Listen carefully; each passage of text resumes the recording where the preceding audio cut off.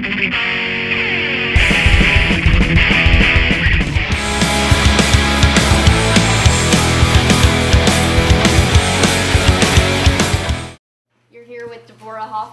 Rock Cut Media doing Dying Scene sessions with the Flatliners. Hello. Hello, how are you? Welcome. I'm great. How are you? Pretty good. Thank you for having us. Thank you for asking. You're welcome. Yeah. Thank you for asking. The performance was great, by the way. Oh, thank awesome you very job. much. Thank you. We played Ottawa last night, and I think most of us lost our voices. Yeah, a little bit. Went out and partied. Not a good idea. Alcohol, man. It's fun. It's a fun thing to do, yeah? That it's a fun thing to do. So you guys are moving up the ranks of punk pretty quickly. What have you guys done to continue such momentum, and how are you working to stay fresh in the scene?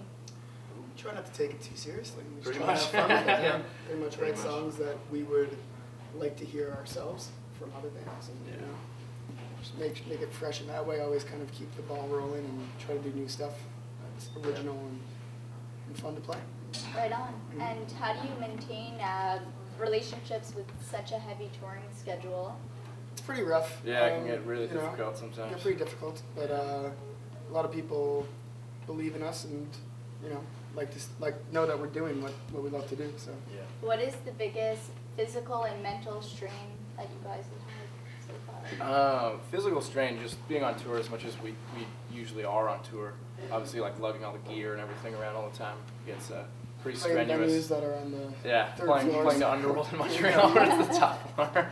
But as far as like mental stuff, I just feel like being in like a really hard touring band, you kind of live like two lives, you know. And you're not like two people, but at the same time you have tour mode and then you have home mode, and you're kind of always.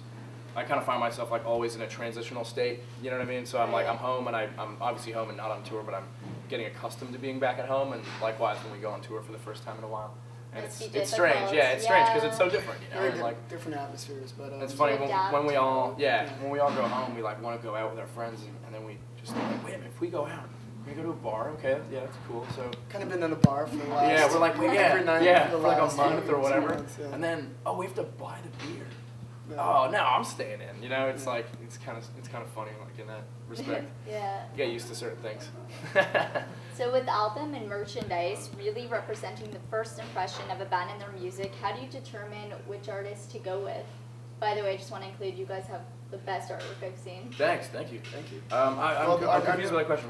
What do you mean? With other bands? Yeah, with collaborating, okay. and do you base it on their... On off of other bands? Well, we're lucky enough to know a lot of really amazing artists, and the lady Alexandra Snellgrove, who did our full-length artwork, did an excellent job. Yeah, for Cavalcade, yeah. She's a local Toronto artist, so we really wanted to incorporate that with what we were putting out, and with other releases in the past.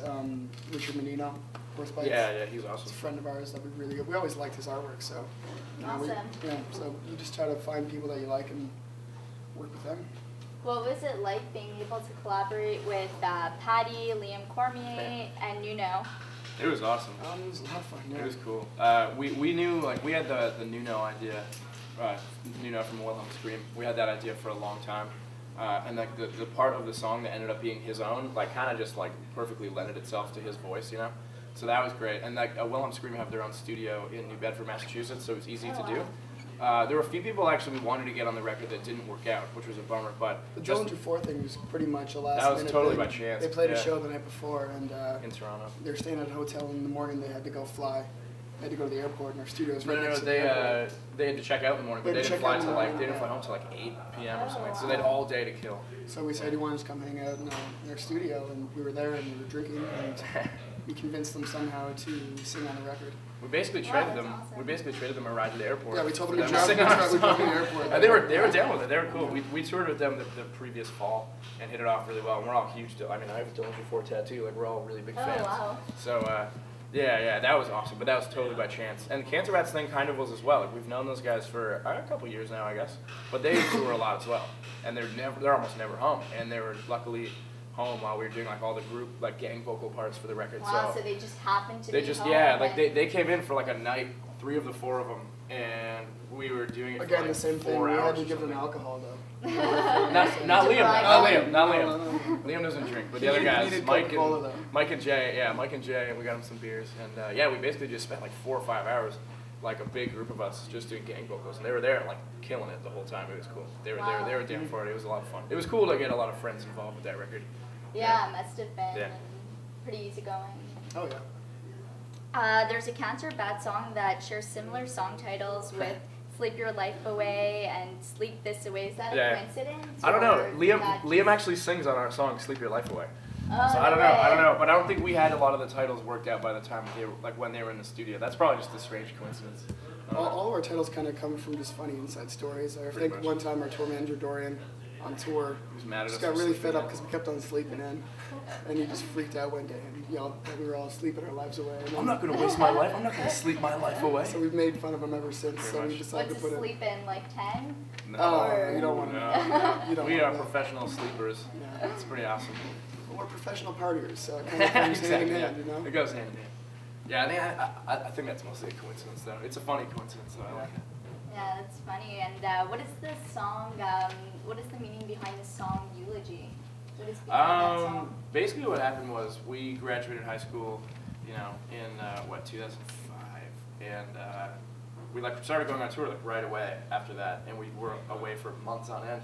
And we'd come home and been home for a few weeks, I guess, maybe a few months. We were writing our second record, The Great Awake, what that song appeared on, and I ran into a friend of mine at like the mall or like something like that, like just out in public, and she was crying like on a bench. So I asked her what was wrong, and she told me that our friend Willie had died like that day or the day before. And the thing is, we were away for so long, and like we had just started touring, so we were really excited about being away. Probably weren't doing the best job of keeping in touch, kind of like shithead move like that, you know.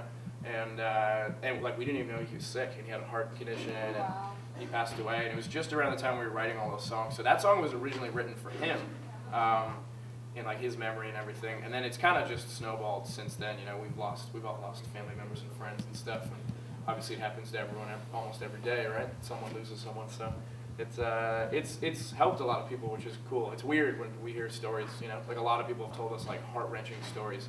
Wow. And then they say, "Oh, but that song helped me." So it's cool, but you never know what to say. You don't want to be like, "Oh, thanks," you know, because it's just Yeah. out of like some tragedy that happened. So More of a song that everybody can relate to. yeah, exactly, Everybody exactly. goes through Yeah, that. it's a blessing and a curse, to be honest. You know, because we get all these stories and they're so like they're just such sad stories. You know, and these people come to us with their stories, and it's They do there's no way to usually- describe They it. There's no way to usually describe end by it. Yeah, saying that the song really helped. Yeah, them out. yeah, So like yeah. that to us is quite like a nice thing to Yeah, say yeah, to us. yeah. It's cool. I mean, that's why we wrote it. You know, because we were all pretty bummed about it, obviously. So. Chris, you have a ridiculously versatile voice. Do you have any background training? And No. Scott and I tried to take vocal classes before we recorded Cavalcade. It just proved to be really frustrating. No, I actually have damaged my voice more than like, I don't know.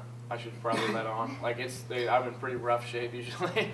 But I don't know. I feel like because we've been touring so much, I kind of finally learned how to not sing properly, but like widen my range a little bit while we were touring on The Great Awake, and then before we recorded Cavalcade.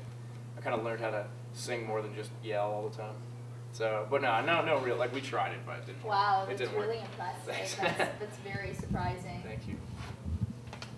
Well, he did a lot of musicals when he was a kid too. I was waiting for that. A lot It of was Disney on Ice type stuff. You know? Oh yeah. High School Musical. When I was a kid, I saw Power Rangers live, you know, and I just figured the one thing that was missing was music. So I would just, you know, one day I'm gonna bring that Power Rangers shit back, and it's gonna Singing be a to Power Rangers the musical. hairbrush in front of the mirror. It's gonna be awesome.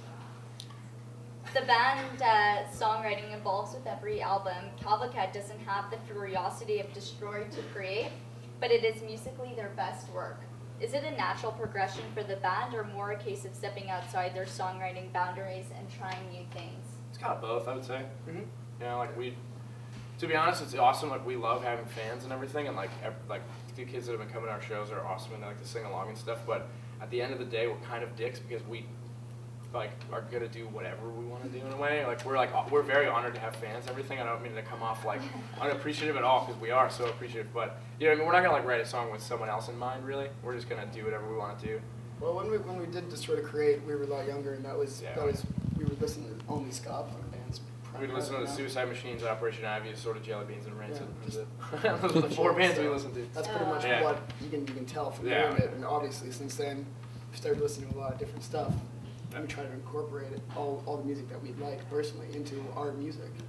So I think the coolest thing though is when we talk to old fans who say like we would have never heard these bands if it wasn't for you guys, and like kind of branching out there, you know. So it's cool. That's widen your cool, musical range. Yeah, we all like the 4 of us enjoy a lot of different kinds of music. We come together on punk rock music, but there are like, especially on our new record Cavalcade, there's like elements of everything. There's like some of the heaviest songs and some of the most like mellow, softer songs we've ever written, you know. So I don't know, I just feel like that was kind of where we're at. We had all these different ideas floating around, and instead of, you know, doing the thing where like you start like another band to have that kind of music and then have this kind of music in this band and whatever, you know. More open We just wanted to just do whatever, you know, like any idea is a good idea, you know. So are you guys over ska, or are we Oh, no, gonna see no, you come no. back in the Well, next no, album? definitely we still have some ska elements, not as much as we had in the past, but we still have some ska Yeah, elements we on our new record. definitely still enjoy playing it. I think, like what Scott said earlier, I think we just, we ended up not even trying to, it just happened. We just started to enjoy and listening to a lot of different kinds of music. And I don't just think made its we'd way into still our be songs. here if we just kept on putting out the same record. Yeah, you know, exactly. maybe we would have grown old and started different bands. Probably. It gets boring, you know? Yeah. A lot of bands do that. Well, actually, not a lot of bands anymore, but there are certain bands You still see that sometimes. Yeah, Not many bands involved with their Yeah. with each album, so we like to do that.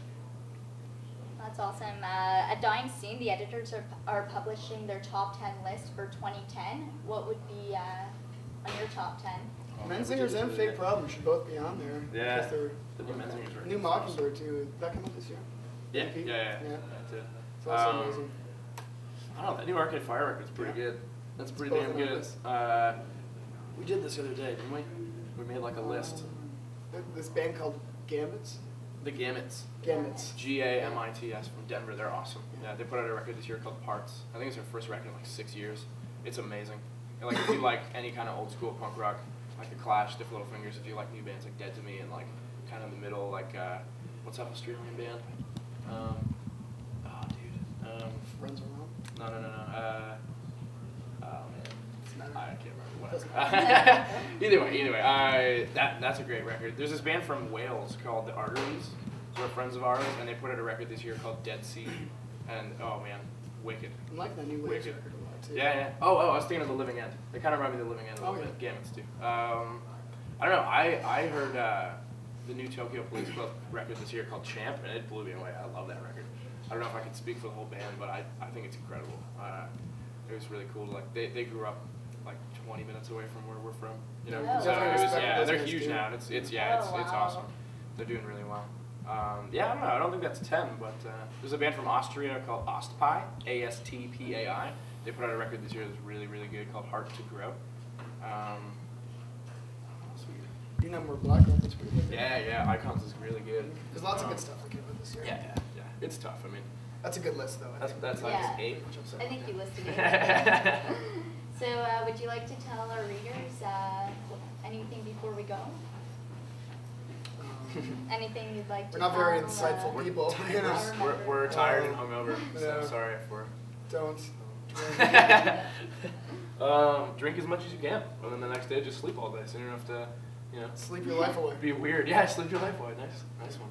No, I don't know. We're stoked. Like this tour we're doing now has been a lot of fun so far. We've only done 2 shows, but they've been rad. So if this goes up before the end of the tour, then come out to the shows. If not, thanks for coming to the shows. And whatever, man. And we'll see you February. You'll be back touring in England. We're going to England in February. Okay. Yeah, with the Arteries and this band OK Pilot, who are really great. Yeah, that's gonna be good. It's the next tour we got booked, so we'll figure some shit out after that, I guess. We'll do what we do.